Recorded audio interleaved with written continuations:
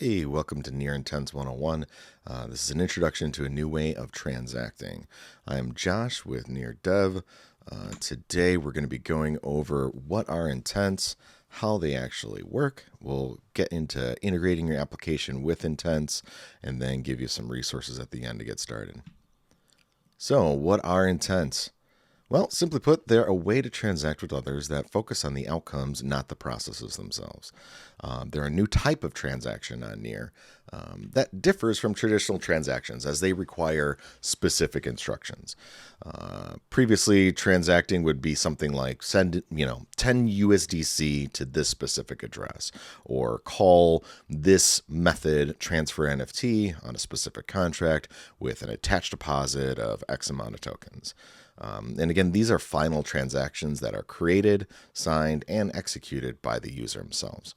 Intents differ in that the creator just signs a message request. It's not a final transaction yet. As an intent creator, you make a request and let others offer solutions. Third parties compete to provide you the best options possible. And then once you get all those options, you make a decision and the request is securely fulfilled. So again, an intent is declaring an end result without stating how to accomplish this. A familiar example would be something like a token swap, like I want to trade 100 USDC for Bitcoin. But what's exciting about this is it goes beyond just DeFi use cases. You could say, hey, I want to ride to the airport at 3 p.m., or I want a pepperoni pizza for under $30. This really just creates a marketplace of solutions for every request imaginable, and really unlocks new use cases that were not previously possible with blockchain. All right, let's take a look at this real-world example of delivering a pizza for under $30. Today, you'd have to search for pizza places that are near you. Then you'll compare the ratings, go over the prices, then try to find delivery options and compare costs and time, like how much does Grubhub and DoorDash, what are their fees, how soon can they get it to you, etc. Then you'll make the decision, enter the payment details, and provide the delivery information. With intents, you basically would just create a request for pizza. I want this pizza, and a network of pizza helpers would compete to find you the best deal. I can get you one delivered for $20 in 30 minutes with a 4.5 rating. Well, I can get you one for $15 in 20 minutes, but it's a 3.5 rating. You choose which option you want. They handle everything else. If we take a look at our DeFi example, I want to swap 100 USDC for Bitcoin. Today, you would have to search for a DEX or decentralized exchange of your choice, compare prices, calculate the best route.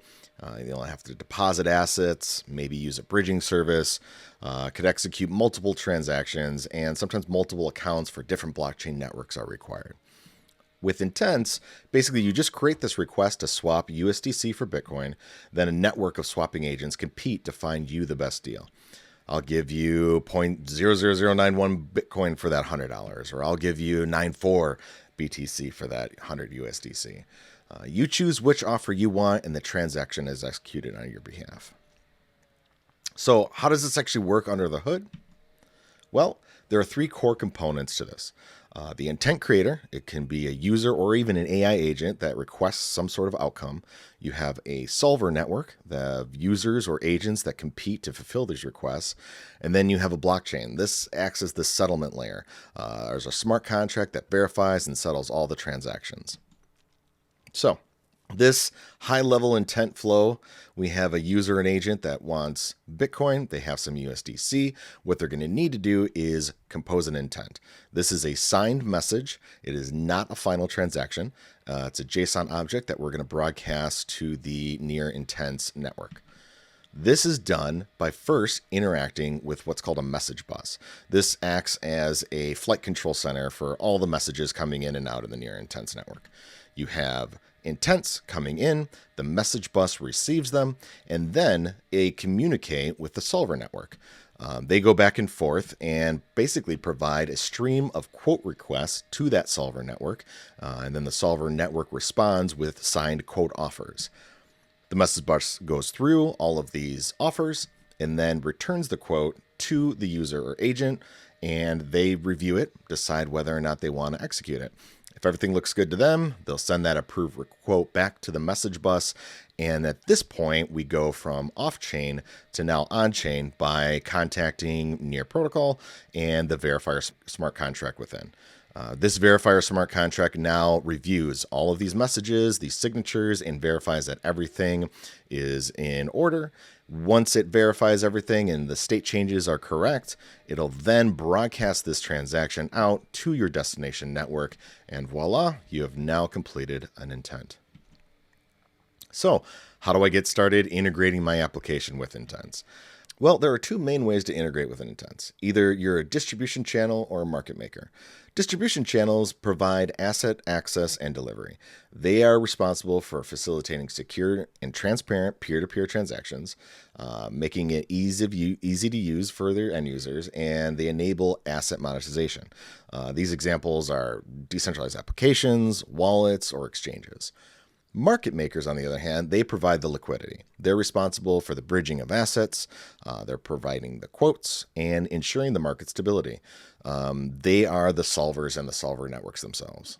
So for distribution channels, you'd want to use OneClick API. This simplifies the complexities of intents significantly. They have easy-to-use REST endpoints, and it leverages a temporary trusted agent to do things on your behalf. As a developer, using OneClick API is super simple. After your user creates their intent, you'll make an API call to OneClick's quote endpoint with the intent as a JSON object. OneClick will handle all the communication with the solver network, and then they'll return a quote for your approval with the deposit address. If everything looks good, you simply make a deposit to the provided address, and the intent will be executed. Simple as can be. Currently, there's only 4 endpoints for OneClick API, and the only one you actually need to use is the one we just demonstrated, the swap quote endpoint. Other than that, you can use an optional submit deposit transaction hash endpoint. This speeds up the process with an early deposit, notifies OneClick of the deposit so they can preemptively verify the transfer. Aside from that, you have the tokens endpoint that returns a list of all the currently supported tokens, as well as a status endpoint to check on your intents progress. And all this can be found at docs.near-intents.org.